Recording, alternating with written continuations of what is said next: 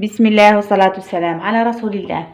معكم أم بتول. جيتكم اليوم بطاطا في الفرن مشوية. عندنا بطاطا بقشورها غسلناها مليح، قطعناها بهذا الشكل، والماء وشوية ملح وورقة تاع الرند.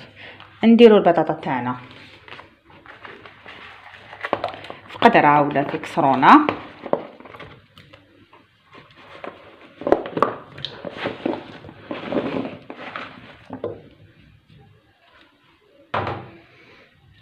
ونزيدو لها شويه تاع الماء. زدنا لها كميه من الماء، ونديرو معاها ورقه تاع الرند وكميه من الملح. نديروها تغلي، غير يدخلها طياب نطفيو عليها. في الوقت اللي راهي طيب البطاطا تاعنا، حبيت نتبع هذه البطاطا في الفرن كومونبير. انا ديت غير كومونبير صغير، قدرة تديك واحد كبير، وخيرت هذه الغامكه باسكو تجي فيه الداخل. ونديرو ورق الطهي في الغامكه نتاعنا بهذا الشكل، نسويوها سوتوا بهذه الطريقه. بعد ما نديرو كومونبير اي نوعيه تحبوها بهذا الشكل. والكومونبير لازم له اعشاب منسمه نتبعوها معاه. نديرو مع اكليل الجبل، جبت لكم هكذا باش تعرفوه. اكليل الجبل وريقات تاوعو، شويه زعتر، شويه زعتره، وشويه معدنوس، وشويه زيت زيتون. نحكمو نقطعو الكومونبير تاعنا بهذا الشكل باش نقدروا، ومعاها باش نقدروا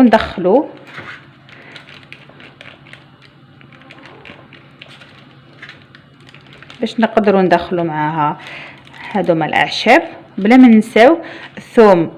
فصات تاع الثوم، انا عندي ثوم مسكرفجاتو، ما حبيتوش يكون خشين، فصات خشين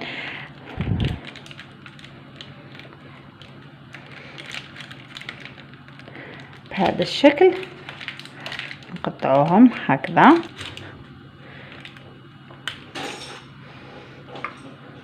نحكموا الثوم تاعنا اللي سكرفجناه، نسيو ندخلوه في الوسط هكذا باش ما يبانناش مليح، بالزوجي ما يفيقلوش. على بالي بلي كيشوف الفيديو يقول علاش ما خبرتينيش، لا خاطر ما يحبوش. بهذا الشكل نسيو ندخلوه في وسط الكامونبير باش ما يبانش هكذا. لازم نديرو شويه حيله، نديرو شويه حيل باش ما يفيقوناش، بصح بعدنا نهضروا الحقيقه نورمال.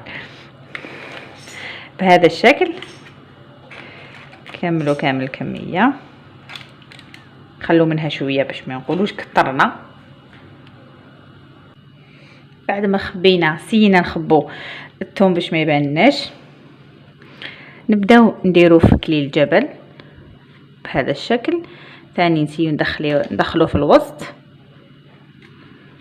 غير وحده معليش كيما هاك. بقات لنا كميه رانا نديروها، كي تبقى كميه نديروها في البطاطا. نديرو زعتر يجي فيه واحد النكهه ما شاء الله، مع شويه زعتره. التوابل هذه اللي درناهم في الكامونبير رايحين نديروهم في البطاطا تاعنا بهذا الشكل، ومعدنوس. بعد ما نخلوه يتجمر، الله خلوه يتجمر على خاطرو، يجي فيه بنه ما شاء الله. نتمنى تجربوه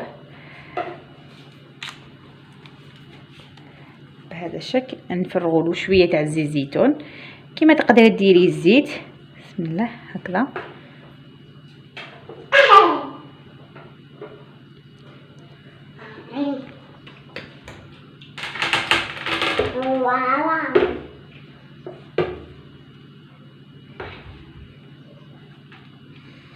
ونديروه في الفور يطيب. بعد ما تشوفيه تحمر طيب من الفوق ومن التحت، بعد ما تشوفيه تحمر لك التحميره الشابه من الفوق تخرجوه وينتكل سخون مع البطاطا، يتكل سخون. كي طابت البطاطا كما قلنا نص طياب، ماهيش طايبه بزاف باش ما تكسركمش الحبات، باش ما يتكسروش. نديرو كميه من الثوم مسكرفجينو، واحد 2 فصوص ولا 3 هذا الشكل. نديرو معاهم كميه من الزيت، واحد 3 مغارف تاع العشاء. دوكا حسب كميه البطاطا اللي درتوها.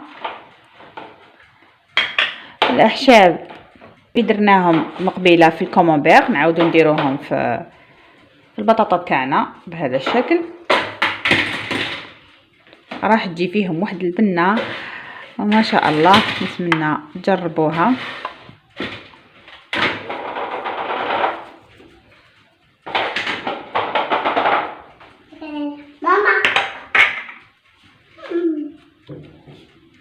وكميه قليله من الملح، وجومبو دجاج مطحون اللي راح يعطيلو بنه بزاف هايله.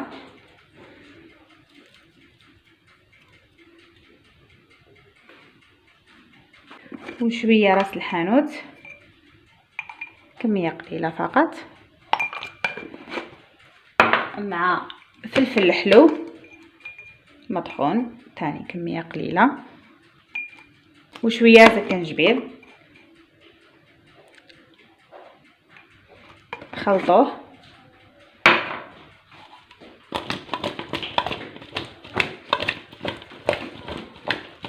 باش يدخلوا كل حاجه في بعضها بعض. غير بالعقل ديجا تكسرت لنا حبه، معليش. هذا الشكل نحكموا سنيوه فيها ورقه طهي ونفرشوا فيها البطاطا، نستفوها. بعد ما ستفناها نديروها طيب. شوفوها تحمرت من فوق ومن تحت، نحوها ونشوفوا الوصفه في طبق التقديم. ولحقنا الطبق النهائي مع الكومونبير تاعنا والبطاطا المشويه في الفرن. خرجت ما شاء الله وبزاف بزاف بنينه. ان شاء الله تنال اعجابكم، ونتمنى ان شاء الله تجربوها. نشوفوا الكومونبير تاعنا كيفاش راه،